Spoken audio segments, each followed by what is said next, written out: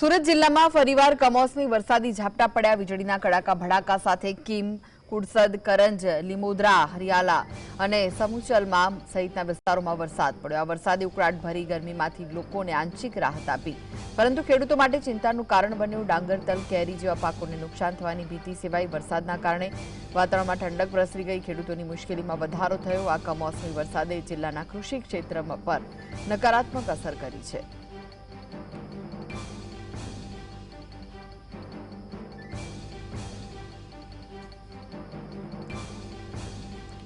तो કીમ, કુડસદ, કરંજ, હરિયાળ સહિતના વિસ્તારોમાં કમોસમી વરસાદ વરસ્યો હતો। કમોસમી વરસાદના કારણે ખેતી પાકને નુકસાન થયું। ડાંગર, તલ, કેરીના પાકને ભારે નુકસાન થયું છે।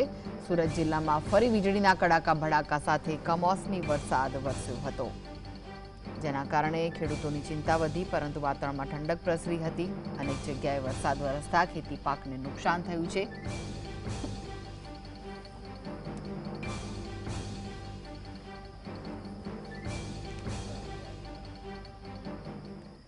તો સમગ્ર રાજ્યમાં વરસાદને લઈને આગાહી કરવામાં આવી છે, ત્યારે સુરત જિલ્લામાં ફરી એકવાર કમોસમી વરસાદ વરસ્યો હતો। વીજળીના કડાકા ભડાકા સાથે વરસાદ વરસતા વાતાવરણમાં તો ઠંડક પ્રસરી હતી, લોકોને ગરમીથી છુટકારો મળ્યો, પરંતુ કમોસમી વરસાદથી ખેતી પાકને નુકસાન થયું। ડાંગર, તલ, કેરીના પાકને ભારે નુકસાન થતા ખેડૂતોને મુશ્કેલીનો સામનો કરવો પડી રહ્યો છે।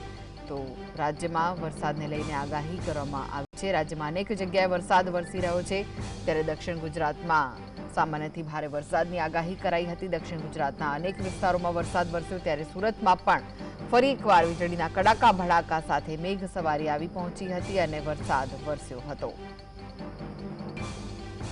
તો કમોસમી વરસાદ વરસતા જ ખેડૂતોની પણ ચિંતા વધી ગઈ, કારણ કે ખેડૂતોને પાકનું નુકસાન થયું છે। કીમ, કુડસદ, કરંજ, હરિયાળ સહિતના વિસ્તારોમાં ભારે વરસાદ વરસ્યો હતો, જેના કારણે જે કેરી પકવતા ખેડૂતો છે તેમને પણ ભારે નુકસાની વેઠવાનો વારો આવ્યો છે। તલ, ડાંગર સહિતના પાકને પણ નુકસાન થયું છે। તો સુરતમાં ફરી એકવાર કમોસમી વરસાદનું આગમન થતા લોકોને ગરમીથી રાહત મળી હતી, પરંતુ ખેડૂતોની ચિંતા વધી ગઈ છે।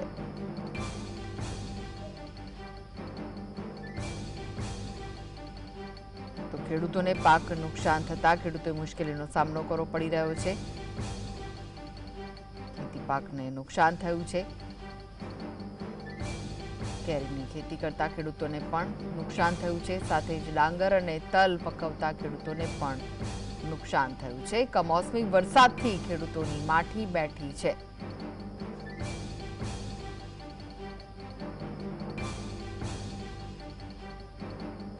તો ફરી એકવાર કમોસમી વરસાદ સુરતમાં વરસ્યો, જેના કારણે ખેડૂતોને મુશ્કેલીનો સામનો કરવો પડી રહ્યો છે। સુરતના અનેક વિસ્તારોમાં કમોસમી વરસાદ વરસતા વાતાવરણમાં ઠંડક પ્રસરી હતી। વીજળીના કડાકા ભડાકા સાથે મેઘ સવારી આવી પહોંચી હતી। તો આ વિશે વધુ માહિતી માટે જોડાઈ ગયા છે સુરતથી સંવાદદાતા સાઈઝ। ફરી એકવાર કમોસમી વરસાદ વરસ્યો, વાતાવરણમાં ભલે ઠંડક પ્રસરી હોય, પરંતુ ખેડૂતોની માઠી બેઠી છે। બિલકુલ તે ચોક્કસપણે જે રીતના વહેલી સવારે એટલે 4 થી 4:30 વાગ્યા દરમિયાનથી સુરત સહિત જિલ્લાની અંદર વરસાદી માહોલ જોવા મળી રહ્યો હતો, ત્યારે સુરત શહેરની વાત કરવામાં આવે તો વહેલી સવારે 4 થી 4:30 વાગ્યા દરમિયાન વરસાદી માહોલ જે છે તે સુરત શહેરની અંદર જોવા મળ્યો હતો। ઉધના વિસ્તારો, પાંડેસરા, ડિંડોલી, પાલ, અડાજણ, અઠવાલાઈન સહિતના અલગ અલગ વિસ્તારોની અંદર વરસાદી માહોલ જે છે તે જોવા મળ્યો હતો। જે રીતના હવામાન વિભાગ દ્વારા આગાહી કરવામાં આવી રહી છે, અને આગાહીના પગલે સુરત સહિત દક્ષિણ ગુજરાતની અંદર વરસાદી માહોલ જે છે તે જોવા મળ્યો હતો, અને ખાસ કરીને વરસાદી માહોલ જોવા મળી રહ્યો છે, પરંતુ બીજી તરફ ખેડૂતોને નુકસાન થવાનો વારો આવી રહ્યો છે। જે કેરી પાક ને નુકસાન પણ થયું છે, પરંતુ કેટલાક માવઠાને પણ નુકસાન જોવા મળી રહ્યું છે। જે ખેતરોની બહાર જે સુકાવા માટે મૂકેલો જે પાક જે છે તે પણ અત્યારે ભીંજાઈ ગયો હોય તેવા હાલતમાં જોવા મળી રહ્યો છે। ખેડૂતોને એક તરફ રોવાનો વારો આવી રહ્યો છે, પરંતુ બીજી તરફ જે રીતના લાંબા સમયથી જે રીતના ગરમીનો અનુભવ જોવા મળી રહ્યો હતો, પરંતુ મોડી રાત એટલે કે વહેલી સવારથી જે રીતના વરસાદી માહોલ જોવા મળી રહ્યો છે, ત્યારે અત્યારે હાલ ઠંડક જોવા મળી રહી છે, અને અત્યારે પણ વાતાવરણ વાદળછાયું વાતાવરણ જોવા મળી રહ્યું છે, એટલે કે વરસાદ આવે તેવી સંભાવના પૂરેપૂરી જોવા મળી રહી છે। જે રીતના હવામાન વિભાગ દ્વારા આગાહી કરવામાં આવી રહી હતી, ત્યારે આગાહીના પગલે સુરત સહિત દક્ષિણ ગુજરાતની અંદર વરસાદી માહોલ હાલ અત્યારે જોવા મળી રહ્યો છે. વહેલી સવારની વાત કરવામાં આવે તો 4 થી 4:30 વાગ્યા દરમિયાન વીજ કડાકાની સાથે પવન ફૂંકાયો હતો અને પવનની સાથે વરસાદની એન્ટ્રી જોવા મળી હતી. ભુજના વિસ્તારોએ, પાંડેસરા હોય, અડાજણ, પાલ સહિતના અલગ અલગ વિસ્તારોની અંદર વરસાદી માહોલ જોવા મળ્યો હતો.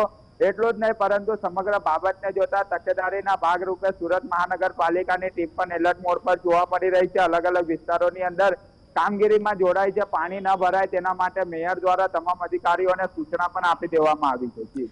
જી, આભાર સાહિદ સમગ્ર માહિતી આપવા માટે. હવે આગળ વાત કરીએ તો 28 અને 29 મેના રોજ ભારે વરસાદની આગાહી હવામાન વિભાગે આપી છે. દક્ષિણ ગુજરાત, સૌરાષ્ટ્રમાં ગાજવીજ સાથે વરસાદ પડશે. સૌરાષ્ટ્રમાં અમરેલી અને ભાવનગરમાં સૌથી વધુ અસર થવાની છે. રાજસ્થાન પર અપર એર સાયક્લોનિક સર્ક્યુલેશન છે, ત્યાંથી એક ટ્રફ લાઇન ચાલી રહી છે, જે આગામી 24 કલાકમાં વરસાદ વરસાવી શકે છે.